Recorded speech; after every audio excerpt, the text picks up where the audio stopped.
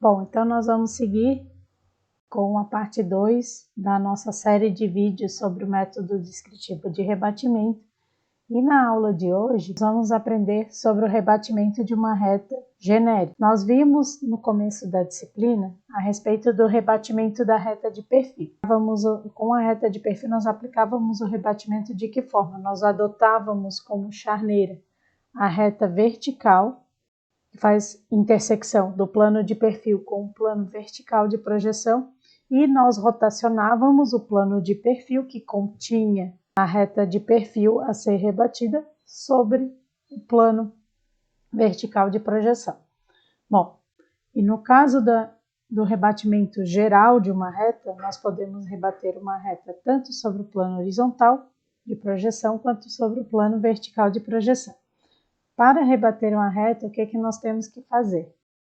Em primeiro lugar, nós temos que encontrar uma charneira que seja ou coplanar com a reta a ser rebatida, ou ainda que essa charneira passe pelos traços da reta a ser rebatida. Aqui eu tenho um exemplo de aplicação de uma charneira coplanar, ou seja, pertence ao mesmo plano da reta a ser rebatida, né? Ou seja, a charneira ela faz a intersecção com o plano a receber o rebatimento. Nesse caso do exemplo, aqui eu tenho o plano horizontal de projeção, que vai ser o plano que vai receber o rebatimento, com o plano que contém a reta a ser rebatida. Charneira, é sempre bom destacar que a charneira ela sempre vai ser o elemento de intersecção entre o plano a receber o rebatimento e o plano que contém o objeto a ser rebatido. Então, nesse caso aqui, a charneira ela é coplanar ao plano que contém o objeto a ser rebatido e também ao que vai receber o rebatimento. E pelo menos um dos pontos da charneira vai ter que passar pela reta a ser rebatida. No caso aqui do nosso exemplo, é o ponto A que apresenta essa função. Então, quando eu for representar em épora o desenho do rebatimento da reta AB na charneira, essa reta aqui do exemplo é uma reta qualquer, como vocês podem observar, eu vou seguir o seguinte roteiro. Eu vou escolher uma charneira, que normalmente vai ser ou uma reta horizontal ou frontal. Por quê? Porque normalmente nós vamos aplicar o rebatimento sobre o plano horizontal de projeção ou sobre o plano vertical de projeção. Por isso que é muito comum a charneira ser uma reta horizontal ou uma reta frontal. Eu vou escolher um ponto B da reta sujeito ao rebatimento. Então, eu vou rebater o ponto B, tá? Da mesma forma como eu aplico o rebatimento de um ponto isolado, né? Conforme o vídeo aqui do link da descrição, que consiste na parte 1 das nossas videoaulas de rebatimento. Então, eu vou rebater o ponto B, que é o nosso passo 2. Depois, o que eu vou fazer? Eu vou unir o ponto B rebatido à projeção A1. Nesse caso aqui, o ponto A, ele está passando pela minha charneira. Se o ponto A está passando pela charneira e a charneira é o elemento de intersecção entre o plano a receber o rebatimento e o plano que contém o objeto a ser rebatido, então a posição do afastamento no ponto A, por que do afastamento? Porque eu estou rebatendo sobre o plano horizontal. A posição do afastamento do ponto A vai ser o próprio ponto A rebatido. Portanto, é só eu interligar ao final do processo o ponto B rebatido com o afastamento A1. E nesse segmento que está representado em vermelho aqui na minha imagem do PowerPoint, eu vou ter a verdadeira grandeza da reta, ou seja, o seu comprimento real representado em épora. Caso a charneira ela não seja coplanar ao objeto a ser rebatido, o que nós temos que fazer?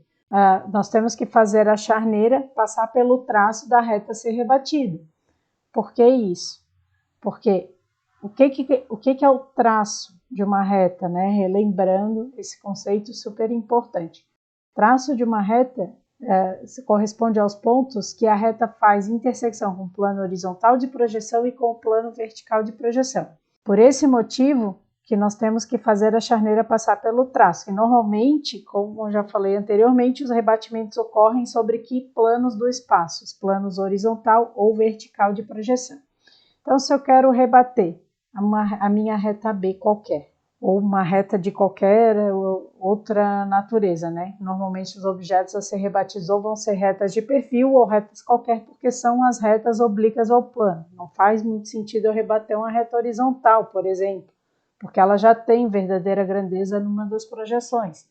Então, para rebater essa reta qualquer sobre o plano horizontal de projeção, eu vou encontrar o seu traço horizontal e eu vou fazer a charneira passar por esse traço horizontal. Portanto, eu vou ter uma charneira de cota 0 e com o afastamento passando pelo seu traço horizontal, ou seja, o traço horizontal da minha reta qualquer, e dessa forma eu vou encontrar a intersecção entre o plano que contém o objeto a ser rebatido e o plano que vai receber o rebatimento. Encontrei a minha charneira, agora eu posso rebater os pontos da minha reta AB. Como que eu vou fazer isso? Eu vou aplicar todo aquele procedimento que vocês viram na parte 1 da videoaula de rebatimento. Link na descrição de novo. Vou aplicar num dos pontos da reta, aqui no caso da figura eu apliquei sobre o ponto A.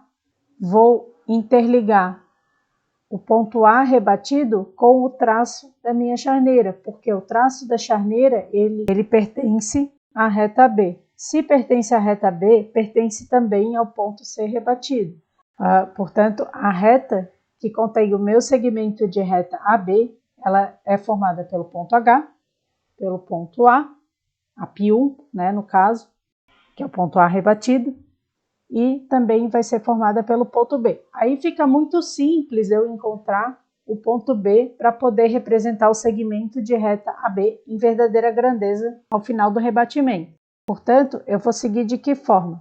Eu vou simplesmente traçar uma perpendicular passando pelo afastamento B1 e que vai cortar a minha reta formada entre os pontos H e AP1.